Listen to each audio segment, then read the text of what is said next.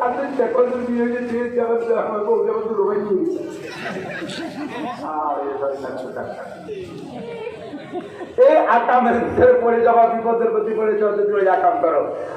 এলাকায় যুবকরা, আমি যুব সংগঠন চাই, যুবকদের একটা কমিটি গঠন হতে হবে।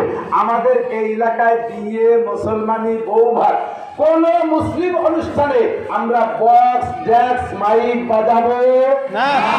অন্তর থেকে বলেন বাজাবো না। এর প্রতিহত করার জন্য কারা কারা প্রস্তুত আছেন? আল্লাহ পাক তৌফিক দান করবেন, আমিন। আমাদের প্রোগ্রামগুলোর ভিতরে আল্লাহ বরকত দান করুন।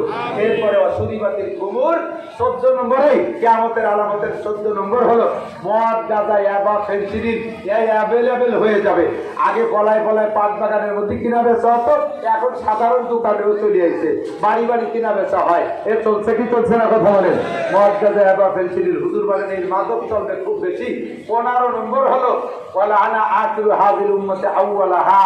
আর এই শেষকালে কিছু কিছু পানপু কেয়ার করে না, এটা আরো জরুরি। এদিক টাকার একটু স্কুল কলেজে লেখাপড়া করে 2 সেকেন্ড ছটি বই মুখস্থ করে বা পড়িয়া আর চ্যানেলের 2-3 হুজুরির ওয়াজ শুনে বড় বড় আলেমদেরকে সমালোচনা করবে।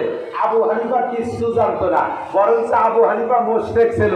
ইমাম শাফি আহমদ মালিক লেখাপড়া জানতো না, পুরা কয় বাবাটা ছেলে লেখাপড়া জানে, কোরআন শরীফটাও শুদ্ধ করে পড়তে পারে না, 2 ছটি বই পড়িয়ে একেবারে বিশাল বড় আলেম হয়ে গেছে। কোনো কোনো কানে হাত দেয়, বুহির পর ছানা বাঁধে, টান টান করে আমিন কয়, পাউ খান চেরাইয়ে ফাঁকা করে আবার করে জুতি তালে নামাজে পড়ছি।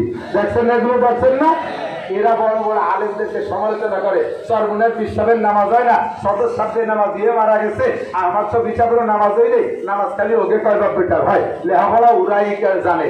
এইগুলো সব কিয়ামতের আলামত। পারলি একটু সামনে আয়, খাতা কলম নিয়ে আয়, ক্লাসে একটু বয়, কোরআন বই একটু বড়াই দেই, হাদিস কোরআন কাকে কয় একটু বুঝোই ছাড়িয়ে দেই। ওই যে সটি বই পরীক্ষা চ্যানেল হুজুরির অর্থ নিস তো চ্যানেল হুজুর আজও পাঞ্জাবি পড়া শেখে নাই, কতক্ষণ ঠিক ঠিক না? চ্যানেল হুজুর আজও সুন্নতের প্রচার করা শেখে নাই, উত্তর জিজ্ঞে গলায় ঝুলই দিয়ে ইসলামী বক্তব্য দেয়। তার বয়ান শোনা হারাম, ফতোয়ার কিতাবে খুঁজে দেখেন উলামায়ে কেরাম বলবে। তার বয়ান শোনা জায়েজ নাই। যে সুন্নতের নিজে পাবন্দি করে না, সে সুন্নতের বয়ান করবে। যে কোরআন শরীফ শুদ্ধ করে পড়তে পারে না, তার কোরআন শরীফ তর্জমা করা, তাফসীর করা জায়েজ নাই। ও দোস্ত, এগুলো সব কিয়ামতের আলামত। যখন এগুলো শুরু হবে তখন হুজুর বলে গরম বাতাস আসবে, ভূমিকম্প হবে, গরম বাতাস। এবছর কি পরিমাণ গরম গেছে, সব কিয়ামতের পূর্বাভাস। ভূমিকম্প হবে, ভূধস হবে, অগ্নিবৃষ্টি হবে, অনাবৃষ্টি হবে, অতিবৃষ্টি হবে, জলোচ্ছ্বাস হবে, একের পর এক আসবে। তসবির সুতো কেটে দিলে দানাগুলো যেমন টপ টপ করে পড়ে, খুদার গজব ওইভাবে আসতে কালে থাকবে, একটাও বাকি নাই।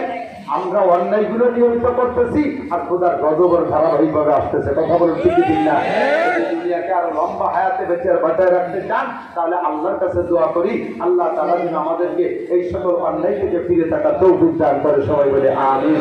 মাশাআল্লাহ। ত্রুটি বিচ্যুতি মার্জনীয়, যা বলেছি শুনেছি, আল্লাহ আমল করার তৌফিক দিন। দুরূদ শরীফ পড়ি। আল্লাহুম্মা